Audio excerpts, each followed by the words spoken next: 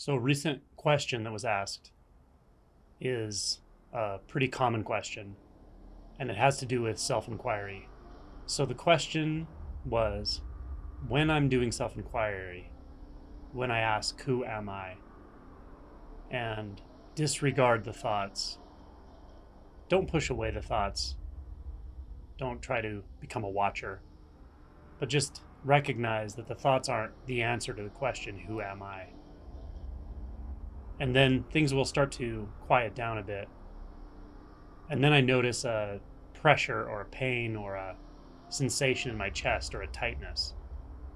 It can also be in other parts of the body. It could be in the gut or the head. But this is where I get stuck.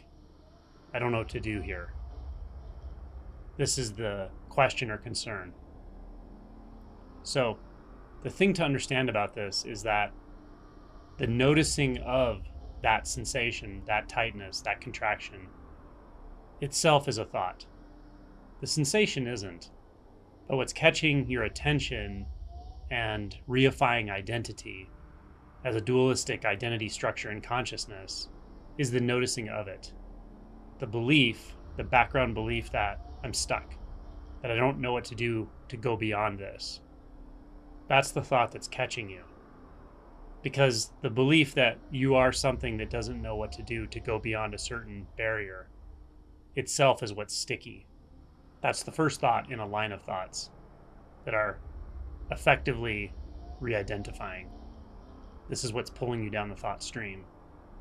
So when you're doing self-inquiry, the first thought you believe is often the first thought you don't recognize as a thought, but it's where identity starts to reconstitute itself, where you start to feel like not a pure sense of unbound, undeniable I am or being, but like a thinking person, like the one who is trying to figure it out, which is tricky because the sense of the one who's trying to figure this out seemed like it is what led you into inquiry in the first place, but it's not. It was a side effect.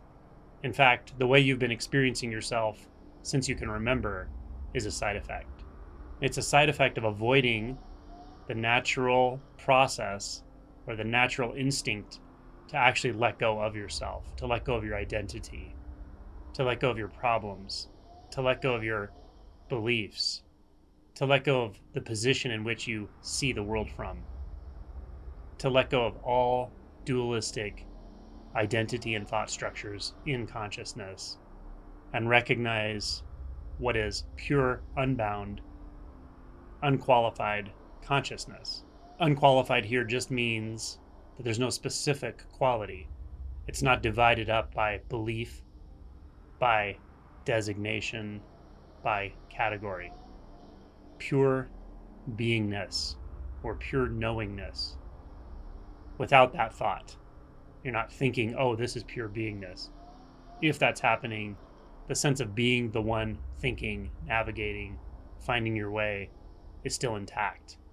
The one trying to wake up, the one trying to find whatever, that's still intact.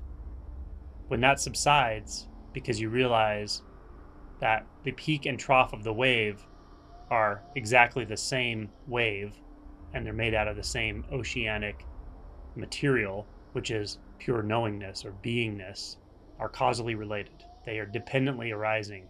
You can't have one without the other. You can't have the belief without the believer. You can't have seeking without the seeker. They're interrelated. But what are they made of?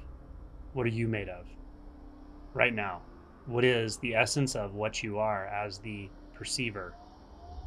Without the perception, without binding to any specific perception, without believing any specific thought, without believing any specific belief or stance about yourself.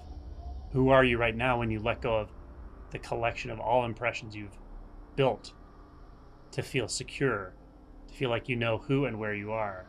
What is it that still remains when you let all of that go, or when all of that naturally drops? What is that? I don't want an answer. I don't want a conceptual answer. I mean, become curious yourself. What is that? What are you? Who are you right now? before your mind moves, before you answer the question with a thought, what is there? Even if the question gets answered with a thought, what is it that's unchanged by that thought? What is it that doesn't need an answer? Before, during, and after any thought, any belief, any movement of mind, there's something that's completely unchanged, untainted, unmarred. Like the light that illuminates all knowing, the light that illuminates the world. The light itself isn't changed by what it illuminates, it simply illuminates it. This is like consciousness. This is like this pure being. So drop the labels, including consciousness, being, I am, you, awakening. These are thoughts. So when all those drop, what's remaining? What's left? That's it. Stay there. Don't move. Don't entertain another thought. Don't grasp another thought. Don't grab that life preserver. It might feel uncomfortable at first, and you will probably hit a fear barrier at some point. A physiologic fear barrier. Your body will think something's dying away. But don't worry about thinking about that in the moment. Just feel it. But remain where no thought touches, which is the same as the infinite container in which all thought moves. Those aren't two.